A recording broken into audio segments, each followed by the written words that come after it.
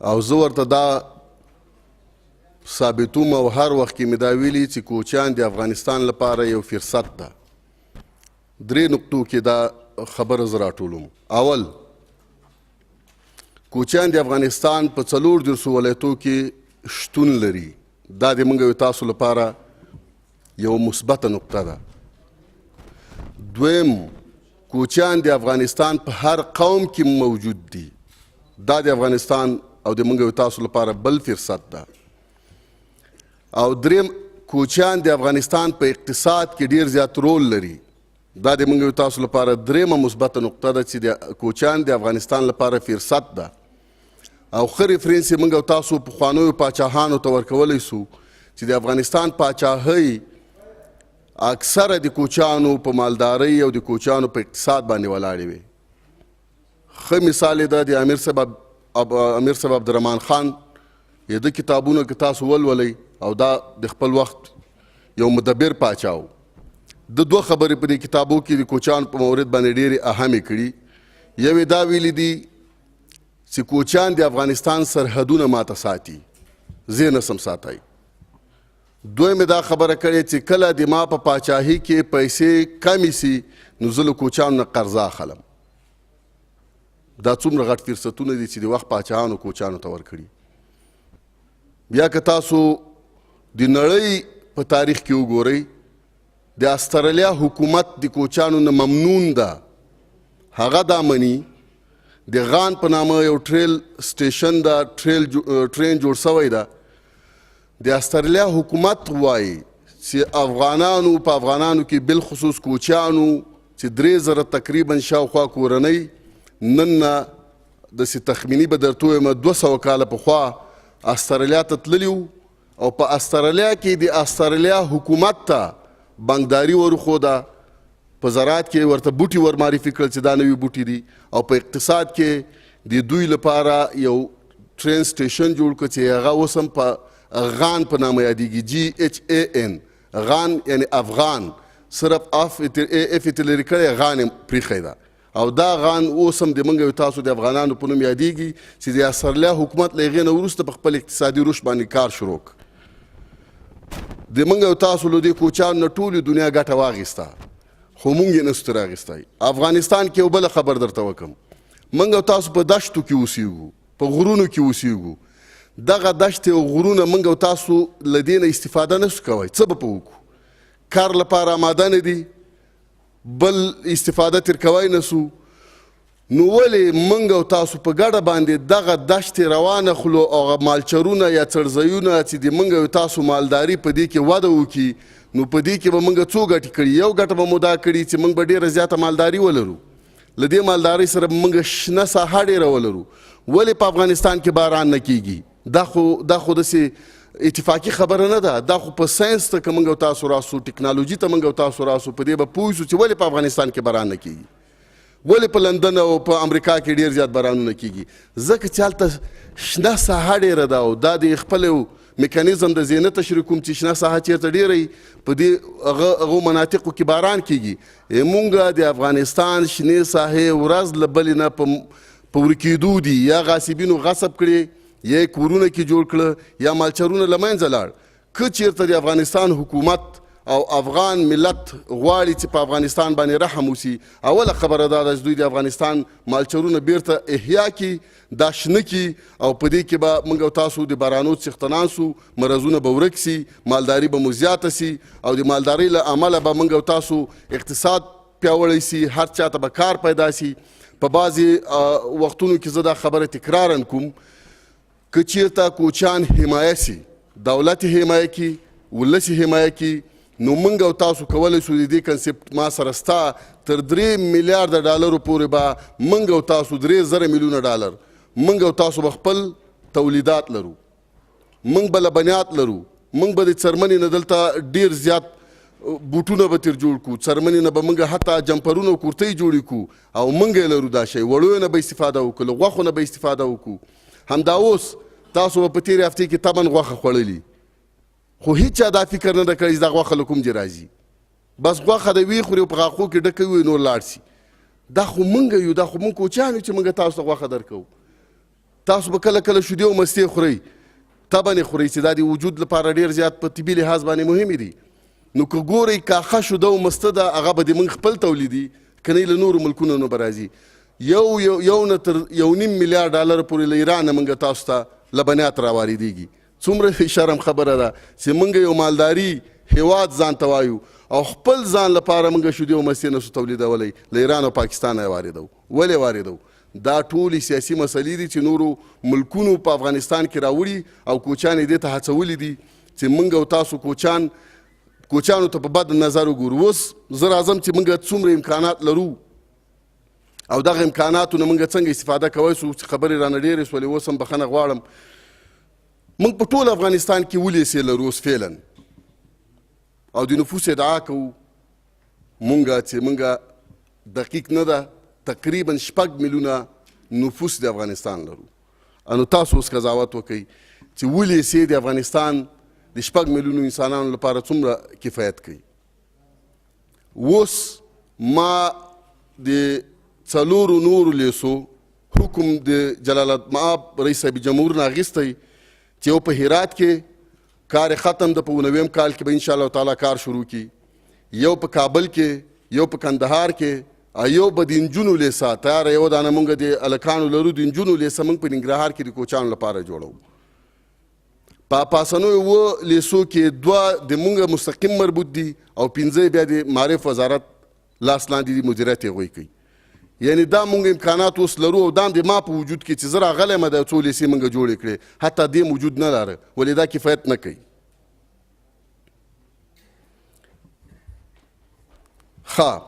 دا چې په دې لیسو کې څومره شاګردان لرو څنګه په دې تفصیل باندې زه نه غږېږم که څوک بیا پوښتنه کوي موږ جواب ورته ویلی سو.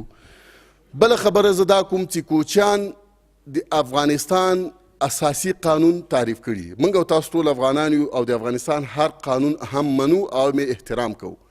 اساسي قانون کې 14مه ماده د تاسو ټولو به لوستي یې ولولئ. اساسي قانون وایي چې کوچیان باید جایز سي، دوی ته مسکن ورکړل سي. څه معنی؟ دا په دې معنی نه ده چې دوی د جایز کوچیتوب نه د لاس واخلي. دوی به هم کوچیتوب کوي ځکه کوچیتوب نه لاس اخیستل د افغانستان په تاوان ده، د افغانستان د اقلیم په تاوان ده، د افغانستان د امنیت په تاوان ده، د افغانستان د اقتصاد په تاوان ده، د افغانستان د جغرافیه په ساتلو کې تاوان ده. ځکه موږ نه غواړو دوی دي صرف جای په جای سي. په دې کې موږ په مزار شریف کې د جلال المآب رئیس جمهور د کور ودانې موږ ته 15,000 جریبه مځکه راکړې چې په دې کې کوچیانو ته ښارګوټی جوړ کړو. اوس تازه موږ په کویکرخ کې 100 جریبه مځکه تصفیې نه خلاص سوې ده، ممکن کوچیانو ته ښارګوټی پکې جوړ کړو. همدارنګه په ارزګان، نیمروز، هلمند په دې مناطقو کې موږ له ولایتونو نه مځکې خلاصې کړي دي. څه د اراضۍ په لوی ریاست کې دي او څه د رئیس جمهور ته لیږل سوي چې موږ ته حکمونه راکړي موږ کوچیانو لپاره ښارګوټي جوړ کړو. دغه د موږ لاسته راوړنې دي چې تر اوسه پورې مو کړي، ولې دا کفایت نه کوي. ځکه موږ بیا هم تکرارا دا خبره کوو چې موږ ادعا لرو او په دې باندې ما کار شروع کړی چې موږ دا ادعا ثابته کړو چې موږ په حدود د 6 میلیونو انسانان افغانان په افغانستان کې لرو چې دا کوچیان دي. البته څه جایي کوچیان دي، څه موسوي کوچیان دي چې خپل یو موسم کې بل ته ځي او څه بیا حتی له سرحدونه اوړي، ایران ته ځي، پاکستان ته ځي، اسیا میانه ملکونو ته ځي. نو دا ټول که موږ راجمع کړو نو موږ تقریبا په حدود د 6 میلیونه کوچیان یو. البته دا به دقیق ارقام معلوم سي، بیا په هغې باندې موږ تاسو سره خبرې وکړو. د صحت په برخه کې تیرو وختونو ته نظم خو دا 15 کاله به زیات کم، په 15 کالو کې کوچیانو صحت هیڅ پاملرنه نه ده سوې. ټولې ګورئ، یو ټبلیټ، یو ګولۍ، یو کپسول چا نه ده ورکړی. خو بالاخره دې پسې موږ منډه وکړه چې کوارډینیشن یا یو هماهنګي ورسره وکړو، ونه توانېدو، یا به د موږ ظروف یا به د وزارت یا به څه مسله وه. خو بالاخره موږ د رئیس جمهور حکم واخیسته چې د کوچیانو د صحت یا د روغتیا مسؤلیت به د موږ ریاست ته وسپاري.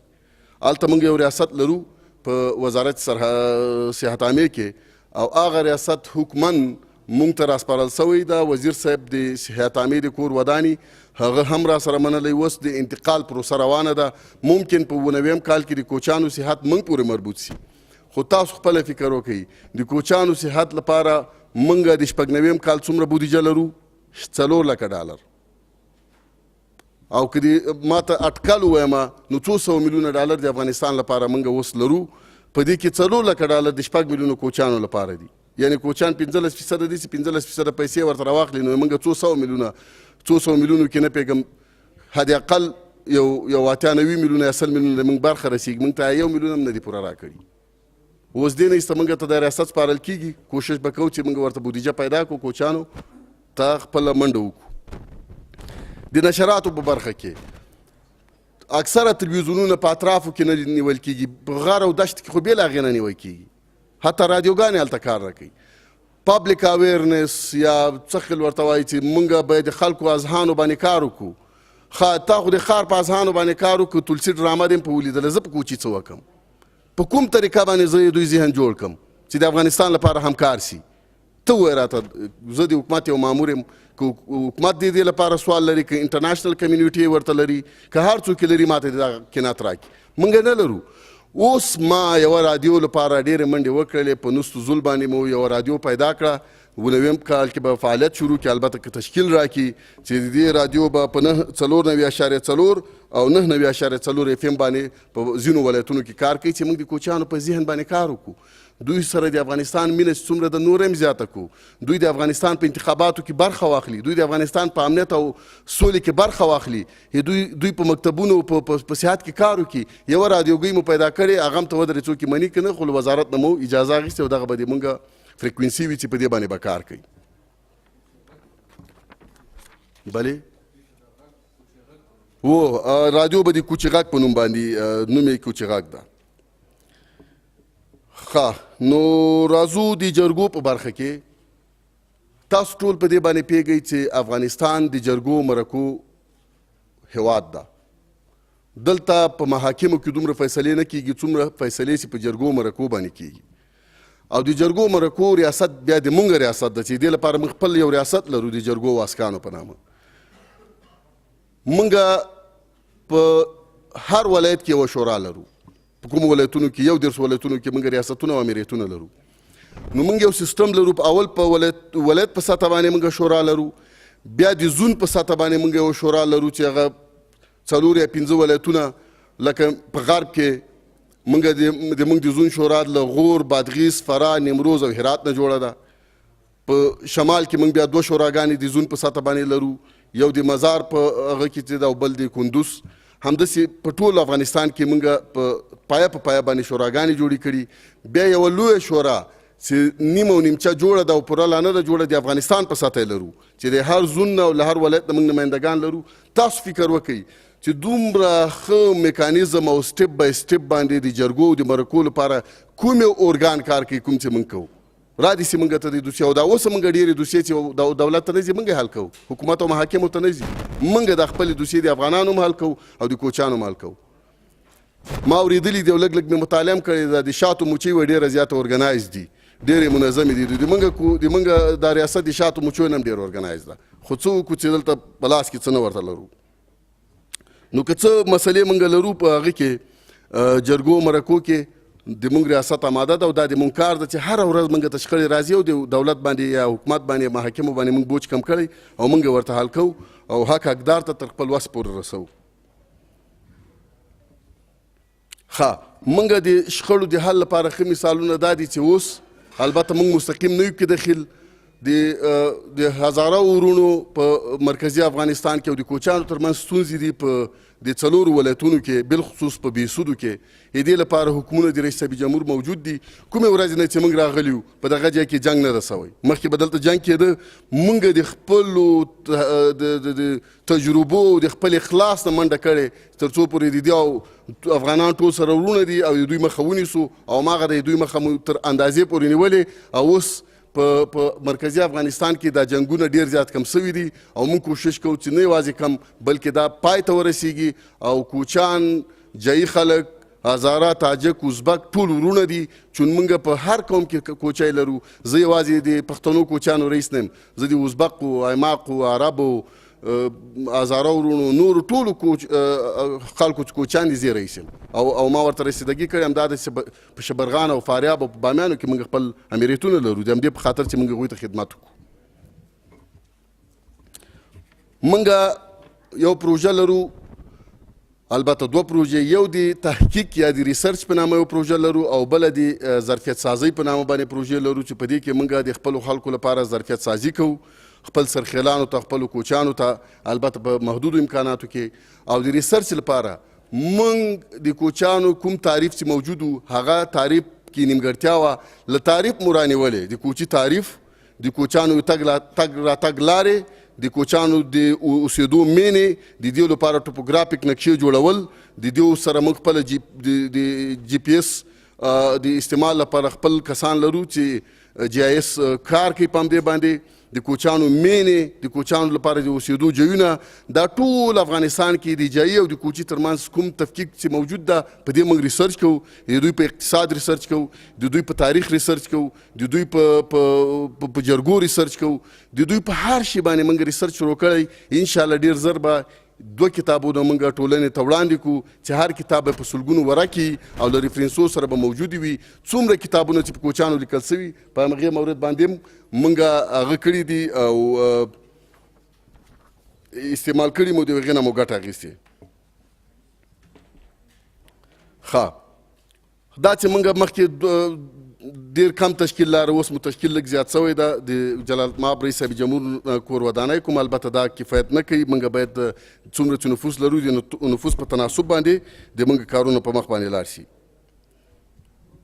او بودیجه مو یو څه اندازه پورې خوځېدلې ده، داسې ډېره نه خو لږه زیاته شوې ده او دا بیا هم د موږ لپاره کفایت نه کوي، باید دا نور هم زیاته شي.